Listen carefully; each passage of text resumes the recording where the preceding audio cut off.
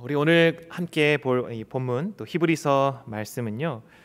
1세기 당시 초대 교회 성도들에게 특별히 유대교에서 크리스찬으로 이제 개종한 그러한 성도들에게 쓰여진 말씀입니다. 제목만 보아도 딱 티가 나죠. 히브리서, 히브리인들에게 쓰여진 성경입니다. 물론 우리가 이 책의 저자가 누구인지는 정확하게 알 수는 없지만 저자는 이 글을 통해서 당시 교회와 그 성도들에게 아주 중요한 메시지를 전달하고 있음은 우리가 알 수 있습니다. 그것을 좀 요약해서 말해보면 그리스도인의 삶에서 경험하게 되는 수많은 그리고 다양한 도전들 속에서 우리의 믿음을 지키고 인내하고 또 생명력 있는 그리스도인으로 살아가기 위해 가장 핵심적이고 근본적인 요소가 바로 예수 그리스도입니다 라고 히브리 기자는 이 히브리서 전체를 통해 말씀하고 있습니다. 우리가 신앙의 여정을 시작한다 했을 때에 무엇으로부터 보통 시작합니까? 예수를 믿음으로 우리의 신앙의 여정을 시작하지 않습니까? 근데 이 믿음은 우리의 신앙의 출발점이자 동시에 우리가 그리스도인의 삶을 살아가는 사실 유일한 방법이라고 히브리 기자는 계속 강조하고 이야기하고 있습니다. 우리가 잘 아는 믿음장이 어디 성경 말씀에 있죠? 히브리서 11장이죠. 다 마스크 끼기 가지고 제가 대답하시는 걸 잘 못 들었지만 히브리서 11장이 우리가 잘 아는 믿음장, 그만큼 믿음에 대해서 강조하고 있습니다. 성경학자들은 이 히브리서를 이제 문학적 장르를 이제 구별해서 이야기할 때에 그 당시 우리가 다른 서신서들과 같이 일반적인 편지로 분류하지 않고 설교로 분류합니다. 그 이유는 다른 서신서들에 포함되는 여러 그 편지의 특징들을 예를 들어서 수신자가 누구이냐, 발신자, 그리고 마지막에 감사의 인사, 축도 이런 것들이 히브리서에는 나타나지 않고요. 반면에 전체적인 글의 구조나 전개 방식이 오히려 설교에 가깝다라고 그렇게 이야기하기 때문입니다. 그래서 여러분들이 히브리서를 읽으실 때에 한 편의 설교를 읽는다, 이해한다라고 생각하시면 조금 더 그 말씀을 이해하는 데 도움이 되실 수 있을 것입니다. 이 설교의 말씀을 받았던 당시 1세기 유대교 크리스찬들의 그 당시 상황을 우리가 쉽게 상상할 수는 없지만 상상하기 어려울 정도로 그들에게는 큰 고난과 어려움이 있었다고 전해집니다. 우리가 잘 알듯이 외적으로는 로마 정부의 핍박이 있었죠. 그래서 신앙을 지키기 위해서 반드시 참 목숨을 걸어야 하는 게 기본 디폴트로 목숨을 걸어야 내가 이 믿음을 지킬 수 있다. 그 당시 그들이 직면했던 문제였고요. 또 교회 내부적으로는 계속해서 이 유대주의자들이 교회 안에 이미 들어와 있는 성도들을 유혹해서 다시금 너희들이 원래 믿었던 그 유대교로 돌아와라 유혹하는 것이죠. 여러 가지 내외적인 환난과 핍박 속에서 신앙을 저버리는 성도들이 많이 생겨났습니다. 이제 너무 힘들어서 더 이상 예수는 못 믿겠습니다. 그냥 예전에 제가 믿던 대로 유대교로 돌아가겠습니다 라며 교회를 떠나는 사람들이 나타나기 시작한 것이죠. 이런 상황 속에서 이 히브리 설교자는 여러분 믿음을 지키셔야 합니다. 예수님만이 우리의 유일한 소망입니다. 다시 예전으로 돌아가시면 안 됩니다 라고 반복해서 이야기하고 있습니다. 물론 그 당시 상황과 오늘날의 상황을 우리가 객관적으로 비교할 수는 없지만 저와 여러분이 살아가고 있는 이 시대에도 분명 많은 교회를 향한 보이는 또 보이지 않는 핍박들이 여전히 존재하고 있고요. 특별히 또 영적으로 사람들을 끊임없이 유혹해서 우리의 믿음을 어떻게 해서든지 무너뜨리고 저버리게 하려는 악한 사단 마귀의 계략은 더 치밀하여지고 은밀하여지고 또 강력해졌습니다. 이처럼 사단과 이 치열한 영적 전투 속에서 우리가 믿는 이 신앙을 다 포기하고 싶을 정도로 정말 어렵고 힘든 그 시간들을 마주할 때가 종종 있습니다. 만약에 여러분에게 이러한 상황이 닥친다면 정말 몸과 마음이 지칠 대로 지쳐서 절망적인 상황에 놓여지고 진짜 신앙이고 뭐고 다 때려치고 싶다, 어디로 도망가고 싶다 그렇게 소리치고 싶을 때가 찾아오신다면 여러분에게 가장 필요한 것이 혹시 무엇이라고 생각하십니까? 저에게는 그런 순간이 오지 않을 것 같습니다. 저는 믿음이 튼실하거든요 라고 말씀하시는 분이 계실 수 있겠지만 물론 극단적 상황까지는 아니더라도 하나님 도대체 저한테 왜 그러세요? 저의 삶이 너무나 고달프고 힘듭니다. 도대체 하나님 어디 계십니까? 이러한 질문들을 하게 되는 그러한 위기의 어려움의 상황은 그리스도인이라면 누구에게나 찾아올 수 있고, 또 그것이 우리가 오늘날 저와 여러분들이 현실적으로 직면하고 있는 문제인 것 같습니다. 이러한 순간에 우리에게 필요한 것은 아마도 희망, 다른 말로 하면 구원의 소망이라고 생각합니다. 희망은 절망의 반대말이죠. 제가 아주 감명 깊게 읽었던 존 버년 목사님의 철로 역정이라는 책에서 그 주인공 순례자가 이제 천국을 향해 가는 그 여정 가운데 약 중간 지점 정도의 허영의 도시라는 곳에 이제 도착을 하고요. 거기서 그 전까지 동행하던 신의라는 사람과 함께 그 도시에 들어갔다가 이제 사람들에게 막 둘러싸이고 감옥에 갇히고, 그 함께 동행했던 신이라는 사람은 자신의 믿음을 지키다가 그 도시 사람들에게 이제 화형을 당하는 상황에 직면합니다. 근데 여차저차해서 순례자는 그 상을 모면하게 되고 도시를 빠져나오게 되는데, 그 당시 그 화형을 당해 죽음을 당하는 그 신이의 모습을 보고 한 그 성 안에 있던 사람이 이제 회심을 하여서 이 크리스찬과 함께 동행하여 마지막 여정까지 함께하게 되는데요. 그의 이름이 바로 희망이라는 사람이었습니다. 이 두 사람은 마지막 천국에 이르는 여정까지 서로를 의지하며 순례의 길을 걸어가는 장면이 묘사되어집니다. 가는 길에 이제 정로를 벗어나서 샛길로 이제 빨리 가려다가 의혹의 성에 사는 절망의 거인에게 붙잡혀서 그 감옥에 갇혀 정말 절망 가운데 빠져 있는 그 순간에도 이 희망이라는 사람은 순례자를 계속해서 응원하고 격려하고 희망을 잃지 않도록 붙잡아 주죠. 그리고 마침내 천국 성문 앞에 있는 그 강을 건널 때에도 그에게 용기를 주고, 희망은 먼저 건넜고요. 이제 이 순례자가 막 건너려다가 물에 빠지고 허우적댈 때 끝까지 용기를 주어 마침내 그 강을 건너 하나님 나라에 들어갈 수 있도록 그렇게 인도하여 줍니다. 이 존 버년이 이 희망이라는 캐릭터를 통해 묘사하고 했던 것이 무엇일까요? 우리 그리스도인의 삶의 이 신앙의 여정에는 그것을 완주하기 위해서 반드시 소망, 희망이 필요하다는 것을 그는 알았던 것입니다. 오늘 히브리서의 이 저자 역시 그리스도인들이 직면하는 수많은 절망적인 상황 속에, 어려움 속에서 그것을 극복하고 믿음을 지키기 위해서는 반드시 소망이 필요하며, 바로 그 소망이 다른 것이 아니라 바로 예수 그리스도, 그분이 우리의 소망이 되심을 알았고 그것을 그리스도인들 성도들에게 계속해서 선포하고 있는 것이죠. 실패와 절망을, 좌절을 경험하고 있다면 그럴 때일수록 더욱 그분을 붙잡아야지만, 믿음으로 바라보아야지만 우리가 그 상황을 이겨낼 수 있다고 말씀하고 있는 것입니다. 그래서 히브리 저자는 정말 다양한 방법으로 이 예수 그리스도에 대해서 성도들에게 1장부터 마지막 장까지 증거하고 있는데요. 특별히 오늘 우리가 읽은 이 3장에서는 과연 어떻게 이 시대에 우리가 그리스도인으로서 이 신앙의 여정을 완주할 수 있을지, 어려운 시기를 지날 때 어떻게 믿음을 잃지 않고 우리가 하나님 나라까지 이 여정을 완주할 수 있을지를 말씀하는지 오늘 말씀을 하나하나 살펴보면서 함께 은혜를 받기 원합니다. 먼저 1절부터 6절까지 한 단락으로 우리 생각해 보면 히브리 기자는 첫 번째로 예수를 깊이 생각하라라고 우리에게 말씀합니다. 우리 1절 말씀을 한번 같이 읽어볼까요? 1절 말씀 함께 읽겠습니다. 그러므로 함께 하늘의 부르심을 받은 거룩한 형제들아, 우리가 믿는 도리의 사도시며 대제사장이신 예수를 깊이 생각하라. 아멘. 먼저 저자는 이 말씀을 듣고 있는 성도들을 향해 이렇게 호칭하고 있습니다. 뭐라고 합니까? 하늘의 부르심을 받은 거룩한 형제들. 여러분, 이 말씀을 듣고 있는 성도들 중에는 아마도 그 신앙의 여러 가지 갈등 가운데 흔들리는 상황 속에 있는 성도들도 있을 것이고요. 믿음의 여러 챌린지 가운데 정말 절망 속에 빠져 있는 어려움을 겪고 있는 성도들도 있었을 텐데, 이 히브리 기자는 그들을 향해서 이렇게 부르고 있는 것이죠. 하늘의 부르심을 받은 거룩한 형제들이여. 이것이 무엇을 의미합니까? 바로 예수 그리스도를 믿음으로 우리의 정체성은 바로 하나님의 부르심을 받은 거룩한 자라는 사실입니다. 이것이 우리의 참된 정체성이요, 이것이 위기의 순간에 우리가 가장 먼저 기억해야 할 첫 번째 사실입니다.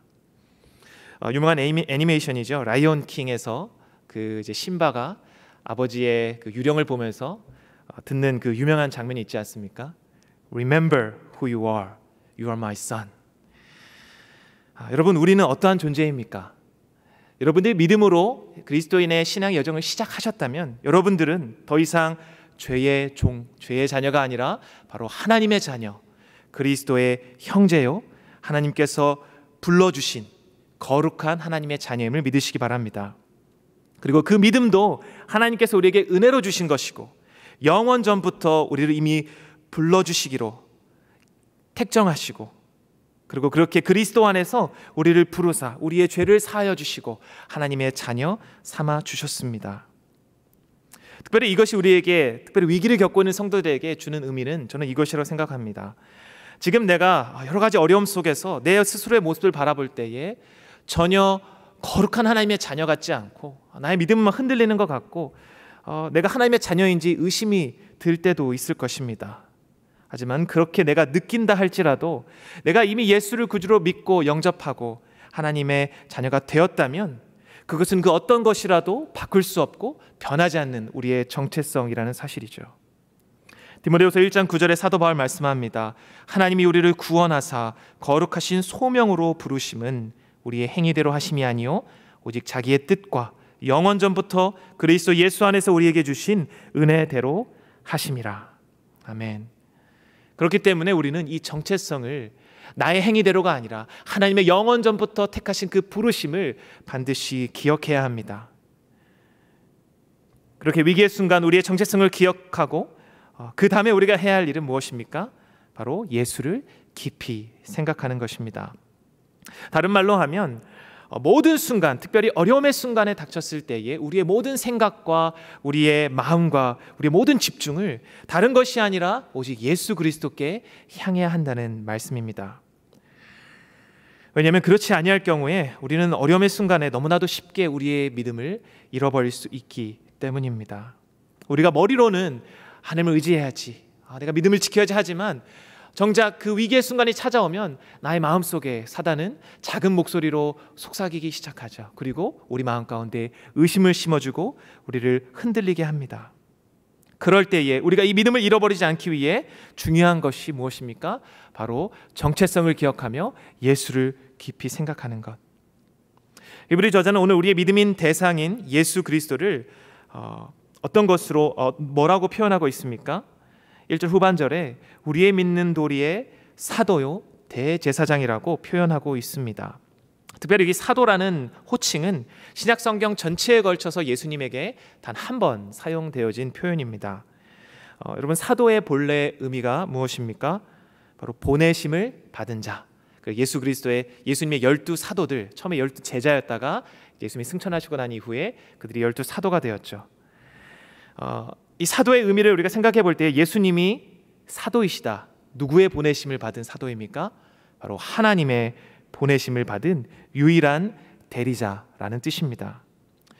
요한복음 17장 18절에 예수님께서 이렇게 고백하셨죠. 아버지께서 나를 세상에 보내신 것 같이 나도 그들을 세상에 보내었고. 자, 예수님께서 하나님의 유일한 보내심을 받은 자, 그분의 권위를 지니고 그분의 말씀을 증언하는 사람이라고 한다면 우리가 그분 앞에 어떻게 반응해야 하겠습니까? 그분의 말씀에 우리는 귀를 기울이고 오직 그분의 말씀에 순종해야 할 것입니다. 바로 이것이 우리가 특별히 어려움의 시간을 지날 때에 더욱 그렇게 해야 한다는 것이죠. 대제사장이라는 직분은 어떤 직분입니까? 우리 계속해서 우리 출애굽기 말씀을 우리 묵상하고 있는데 이스라엘 백성을 대표하여 하나님 앞에 거룩한 지성소에 나아가 예배하는 백성들의 대표요 대리자가 바로 대제사장입니다. 그런데 예수 그리스도는 대제사장이 되셨는데 다른 대제사장들과 달리 자신들의 백성을 위해, 예수님의 백성을 위해 자신의 생명을 친히 대속 제물로 내어주사 영원한 제사로 하나님 앞에 단번에 제사를 드림으로 우리의 모든 죄를 속죄하여 주신 그러한 분이십니다. 이렇게 히브리 저자는 예수 그리스도를 사도요 대제사장이라고 표현한 이후에 2절부터 6절에 예수님을 모세와 비교하고 대조하기 시작합니다. 먼저 예수님을 모세와 같이 하나님께서 세우신 종이요 또 하나님의 집을 신실하게 섬기셨다. 하나님의 말씀에 온전히 순종하신 분이시다라고 말씀합니다. 그런데 단순히 그렇게 모세와 같이 비교할 뿐만 아니라 이번에는 대조하는데요. 모세는 하나님의 집에 단순히 종으로서 섬겼지만 바로 예수님은 하나님의 집의 아들로서 더욱 존귀와 영광을 받으시기에 합당한 분이심을 증거하고 있습니다. 여러분, 이것이, 이 비교와 대조가 무엇을 의미하는 것입니까? 결국 요점은 지금 이 말씀을 듣고 있는 그 주이시 크리스찬들에게 이스라엘의 가장 위대한 지도자 그 모세와 같이 예수님이 하나님 말씀에 신실하게 순종하셨고, 그리고 그 모세보다 더욱 뛰어나신 분이심을, 더 영광과 존귀를 받기에 합당한 분이심을 말씀하고, 그렇기 때문에 반드시 그분을 신뢰하고 믿음으로 바라봐야 한다 말씀하는 것입니다. 모세가 이스라엘 백성들을 하나님의 뜻에 따라 출애굽하여 하나님 앞에 그 중재자로서 그들이 범죄하였을 때 대신 기도하고 그들의 가나안 땅까지 인도하여 주었다라고 한다면, 우리의 사도요 대제사장이신 그 예수께서는 더 뛰어난 중보자로서, 유일한 중보자로서 하나님의 뜻을 우리에게 말씀하시고 우리의 죄를 단번에 대속하사 하나님과 우리를 화목해 하시며, 우리가 그분만을 붙잡아야지만 우리가 믿음을 잃지 않고 고난의 광야를 온전히 통과할 수 있다. 바로 이 고백이, 예수님이 어떠한 분이시고 그분이 우리의 유일한 중보자 되시며 우리가 그분만을 믿고 따라가야 합니다라는 이 예수님에 대한 고백이 우리를 위기의 순간에 흔들리지 아니하고 믿음을 붙잡을 수 있도록 도와준다라는 것이죠. 이전에 제가 한 컨퍼런스 비디오를 보다가 너무나 기억에 남는 예화가 있어서 여러분도 함께 나누기 원합니다. 한 과학자들이 노르웨이 쥐를 대상으로 한 실험에 대한 이야기인데요.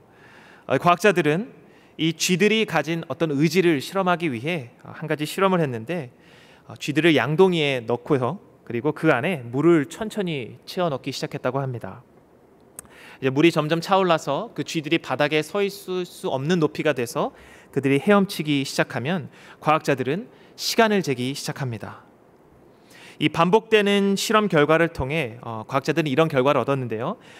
쥐들이 헤엄치기 시작한 지 약 20분이 지나고 나면 헤엄치던 쥐들은 지치고 소망을 잃어서 헤엄치기를 멈추고 죽음에 이르렀다는 것이죠. 이제 다른 두 번째 실험입니다. 다른 노르웨이 쥐들을 대상으로 그들을 똑같이 양동이에 넣고 이제 물을 붓고 그들이 헤엄치는 그 이제 시간을 재기 시작합니다. 그런데 조금 조건을 다르게 해서요. 이제 이들이 20분쯤에 이제 다 지쳐서 죽었다고 결과가 나왔으니까 20분이 되기 직전에 이들을 구해줍니다.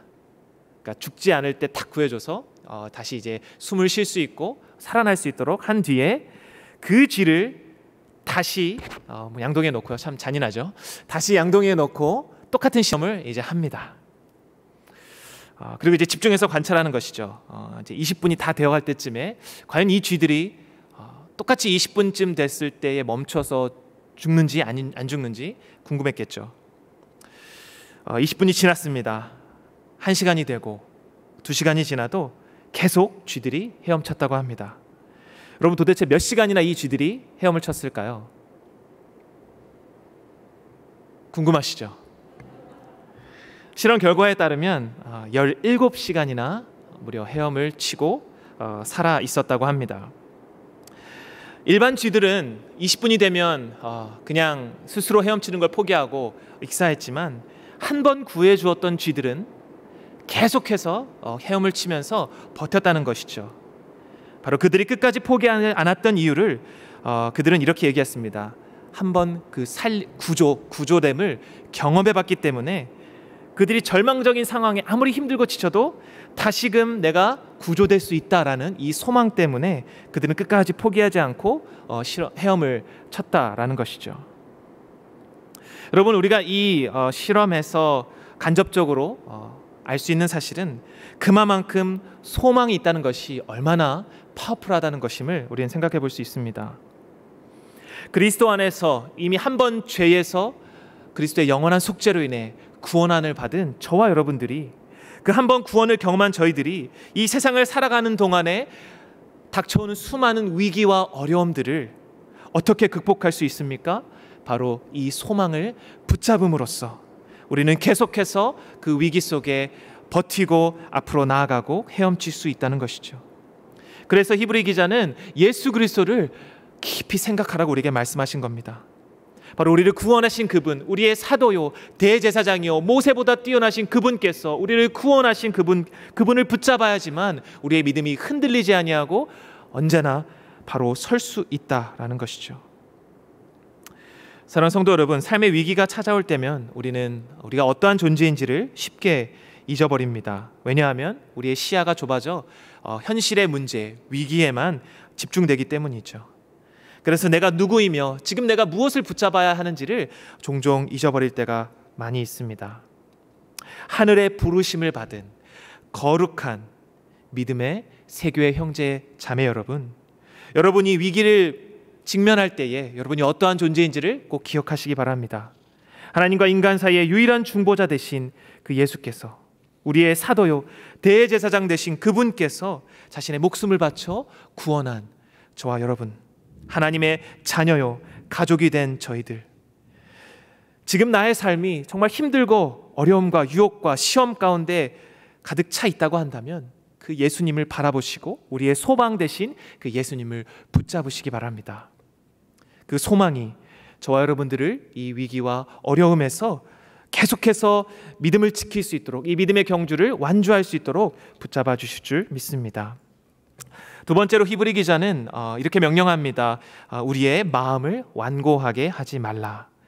본문 7절부터 11절까지 이 설교자는 시편 95편의 말씀을 길게 인용하고 있습니다. 이 시편 95편 인용한 95편의 내용은 이스라엘 백성들이 출애굽할 때 있었던 한 가지 사건을 배경으로 그 시편이 적어졌고요. 그것은 사건은 바로 출애굽기 17장에 나오는 무리바 사건입니다. 여러분, 우리가 출애굽기를 계속 묵상해왔기 때문에 이 사건이 어떠한 사건인지 좀 기억이 나십니까? 이스라엘 백성들이 출애굽한 뒤에 아직 시내산에까지는 이르지 못했는데 신광야를 떠나 르비딤이라는 곳에 도착해서 이제 마실 물이 없는 것이죠. 그때 백성들은 모세를 원망하기 시작했습니다. 출애굽기 17장 3절에 이렇게 말씀합니다. 당신이 어찌하여 우리를 애굽에서 인도해 내어서 우리와 우리 자녀와 우리 가축이 목말라 죽게 하느냐. 너무 목말라서 죽기 일보 직전인 백성들이 모세를 원망하지만 사실 그들의 원망의 대상은 모세 개인이 아니라 바로 하나님이었습니다. 참 너무나 안타깝게도 놀라운 기적으로 10가지 재앙으로 이스라엘 백성들을 애굽 땅 종되었던 곳에서 구원하여 내시고 홍해를 가르시고 구름기들과 물기둥으로 그들을 인도하시고 마라의 쓴물을 단물로 바꾸셨던 그 하나님의 은혜를 이 백성들은 너무나 쉽게 잊어버리고 어려움의 순간이 찾아왔을 때에 내가 목말라서 지금 당장 죽게 되었습니다. 왜 우리를 여기서 죽게 하십니까? 그들의 마음이 불신앙으로 가득 차 하나님을 원망했습니다. 그리고 하나님께서는 그렇게 광야에서 믿음을 잃고 자신을 원망하여 믿지 못했던 백성들이 결국 모두 광야에서 죽게끔 하셨죠. 오늘 이 고난을 겪고 있는 성도들을 향해 히브리 설교자가 말씀하며 이 시편 95편의 말씀을 인용하여 그 출애굽 사건을 우리에게 상기시키는 이유가 무엇일까요? 특별히 이 말씀을 받았던 유대교 출신 그리스도인들에게 이 말씀을 주신 이유는 바로 그들의 조상들이 광야에서 보여준 그 불신앙의 모습을 본받지 말고 위기와 어려움의 순간에 그 마음을 완악하게 하지 말고 하나님을 신뢰하라, 믿음으로 예수 그리스도를 바라보라 라는 경고의 메시지인 것이죠. 누군가는 이 메시지를 듣고 이렇게 생각할 수도 있을 것 같습니다. 나도 잘못하면 혹시 구원에서 떨어지는 게 아닐까? 내 마음도 너무 악하고 나도 하나님께 자주 원망하는데 그럼 하나님께서 나를 버리시는 것이 아닌가? 그러나 오늘 저자가 이 말씀을 인용하고 이러한 사건을 통해 이 경고의 메시지를 주고 있는 목적은 우리를 낙담시키고 두렵게 하려는 이유가 아니라 오히려 우리에게 용기를 주고자 하는 말씀임을 저와 여러분은 기억해야 할 것입니다. 왜냐하면 우리가 1절에서 이미 앞서 언급했죠. 이 말씀을 듣는 자들을 이 히브리 저자가 뭐라고 호칭했다고 합니까? 하나님의 하늘의 부르심을 받은 거룩한 형제들. 이미 이들의 정체성을 확인하고 이들에게 경고의 메시지를 주는 것이죠. 여러분, 만일 여러분들이 이 그리스도인의 믿음의 경주를 삶을 살아가면서 죄의 문제 또 신앙의 문제 때문에 고민하고 씨름하고 계시다면 이미 그것은 여러분들이 그리스도인임을 증명하고 있는 것입니다. 믿음의 여정을 시작하지도 않은 사람은 이런 문제들 때문에, 죄의 문제 때문에, 영적인 문제 때문에 절망하거나 오히려 씨름하지 않고 그것들을 그냥 무시하게 되는 것이죠. 그렇기 때문에 믿는 자들이 반드시 기억해야 할 것은 내 믿음이 사라지거나 내가 구원에서 떨어지는 것이 아니라 바로 하나님께서 우리에게 원하시는 것은 불신앙이 아닌 그 어떠한 순간에도 우리가 변하지 않는 그 믿음을 붙잡는 것이다 라는 것을 강조해서 말씀하고 있는 것이죠. 제가 졸업했던 그 RTS 신학교의 CEO이신 우리 리건 덩컨 목사님께서 이런 말씀을 하셨습니다. 믿음을 위한 싸움은 그리스도인의 삶의 핵심과도 같다. 왜냐하면 불신앙은 모든 죄의 뿌리이자 시작이기 때문이다. 그것은 우리로 하여금 다른 모든 종류의 죄를 짓도록 이끌고 마침내는 죽음에 이르게 한다. 결국 그리스도인의 삶의 핵심은 무엇이라고 이야기합니까? 바로 믿음. 이 믿음을 위한 싸움, 이 영적인 싸움을 우리는 계속해서 치러 나가야 한다는 것이죠. 왜냐하면 불신앙은 바로 그 자체가 죄, 심각한 죄이자 그것으로 하여금 모든 죄들이 우리 안에서 열매 맺기 때문입니다. 사랑하는 성도 여러분, 오늘 히브리 설교자가 인용하고 증언하는 이 말씀, 이 이스라엘 백성들의 불신앙의 모습들을 우리가 본받지 아니하고 오늘 우리의 삶 속에는 하나님을 온전히 믿음으로 붙잡고 나아가라는 이 말씀이 바로 오늘을 살아가는 저와 여러분에게 주시는 하나님의 음성인 줄 믿으시기 바랍니다.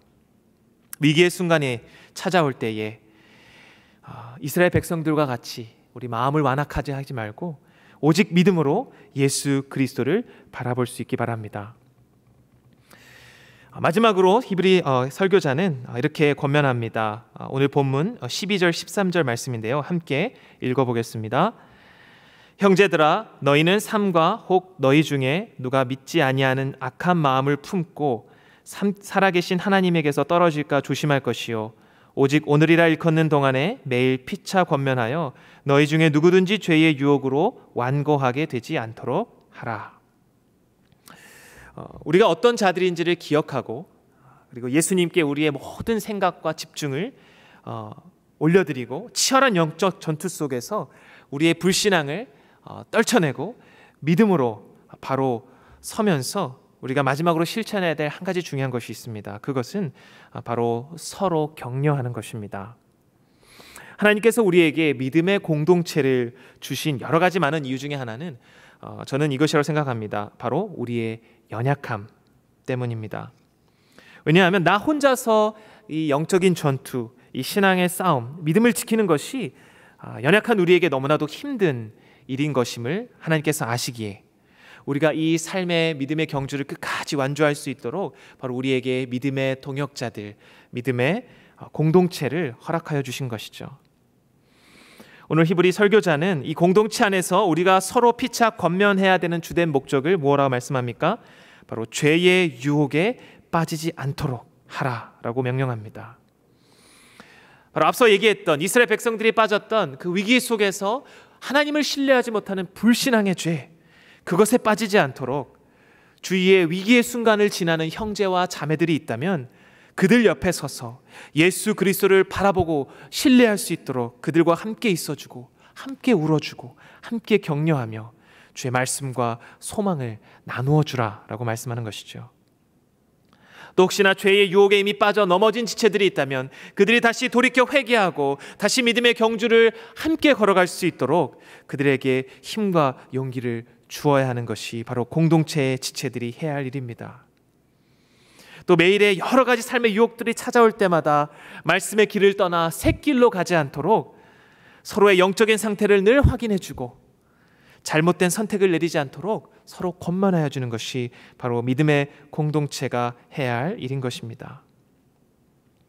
보네포 목사님은 성도의 공동생활이라는 책에서 이 그리스도 중심된 공동체의 필요성에 대해서 이렇게 말씀했습니다. 그리스도인은 자신에게 하나님의 말씀을 말해줄 다른 그리스도인을 필요로 하며 그가 회의와 절망에 빠질 때마다 다른 그리스도인을 필요로 하게 됩니다. 왜냐하면 진리를 기만하지 않고서야 자신의 힘으로 자기 자신을 돕는다는 것은 불가능하기 때문입니다. 그는 거룩한 구원의 말씀을 담아서 전해줄 형제를 필요로 합니다. 그는 오직 예수 그리스도 때문에 형제를 필요로 합니다. 그들은 서로 구원의 메시지를 전하는 자로서 만나는 것입니다. 우리가 믿음의 공동체, 믿음의 형제 자매가 필요한 이유, 또 그들이 함께 서로를 권면하고 피차 나누어야 되는 가장 중요한 이유는 바로 예수 그리스도 때문입니다. 그분의 말씀이 나의 형제를 통해 나에게 들려질 때에 나의 연약한 마음과 나의 두려운 마음을 다시금 그리스도께를 향하게 하고 그 믿음을 붙잡을 수 있도록 도와준다는 것이죠. 그렇게 우리는 서로가 서로에게 주님의 말씀을, 하나님의 음성을 전해줄 믿음의 동역자들이 필요하고 그렇게 믿음의 동역자가 되어 주어야 하는 것입니다. 특별히 13절 말씀에 오직 오늘이라 일컫는 동안에 매일 피차 권면하라 라고 말씀합니다. 이것은 과거형도 아니고요, 그냥 단순히 미래형도 아니고 현재 진행형입니다. 우리가 날마다 모이기를 힘써야 하는 이유가 바로 이것입니다. 날마다 예수 그리스도를 함께 모여서 믿음으로 고백하고 함께 찬양하고 함께 나아가는 것, 이것이 바로 사단 마귀가 가장 싫어하는 것입니다. 왜냐하면 혼자 있으면 옆에 조용히 와서 온갖 유혹으로 의심으로 우리를 넘어지게 하겠지만, 우리 성도의 무리가 함께 모여서 한 마음으로 부르짖고 찬양하고 예배한다면 그 사이에 사단 마귀가 끼어들 틈은 없을 것입니다. 사랑하는 세교회 성도 여러분, 지금 여러분들이 속한 셀 공동체, 이 세교회라는 믿음의 공동체 가운데 여러분은 주위에 있는 형제 자매들을 돌아보시기 바랍니다. 그리고 내가 그렇듯 내 주위의 형제들을, 그들이 하나님의 말씀을 필요로 함을 기억하시고 말씀과 기도로 서로 격려하고 돌아보실 수 있기 바랍니다. 그렇게 우리가 서로가 서로를 돌아보고 격려하며 복음의 말씀 예수 그리스도를 전해줄 때에 우리가 믿음의 경주를 끝까지 믿음으로 완주하게 될 줄 믿습니다. 사랑하는 성도 여러분, 오늘 히브리서 3장 말씀을 통해 우리가 그리스도인의 삶을 살아가면서 참 수많은 위기와 절망의 순간이 찾아올 때에 어떻게 해야 하는지를 오늘 설교자의 말씀을 통해 함께 묵상했습니다. 분명 이미 여러분의 삶 가운데 이러한 위기의 순간을 이미 경험하신 분도 계실 것이고요, 또 저처럼 아직 그러한 절망적인 위기의 상황을 경험해보지 못한 사람도 있을 것이고, 혹은 지금 이 순간 그러한 위기의 순간을 겪고 계신 분들도 계실 줄 믿습니다. 우리 모두가 오늘 하나님께서 주시는 이 말씀을 함께 기억하십시다. 예수님만이 우리의 유일한 소망이십니다. 우리는 그 하나님 예수 그리스도를 통해 하나님의 거룩한 부르심으로 구원함을 받은 거룩한 형제 자매들임을 기억하십시다. 그리고 위기의 순간에 끝까지 믿음을 잃지 않고 우리의 마음을 완고하게 하지 말고 하나님을, 예수 그리스도를 바라보고 그분의 약속을 기억하고 그들의 행하신 일을 기억하고 예수님의 하신 말씀들을 끝까지 붙잡음으로 우리의 믿음으로 시작한 믿음의 경주를 마지막 끝날까지, 그리스도를 만나 뵈는 그날까지 완주할 수 있기를 주님의 이름으로 간절히 축원드립니다. 너희 안에서 착한 일을 시작하신 이가 그리스도 예수의 날까지 이루실 줄을 우리는 확신하노라. 함께 기도하시겠습니다.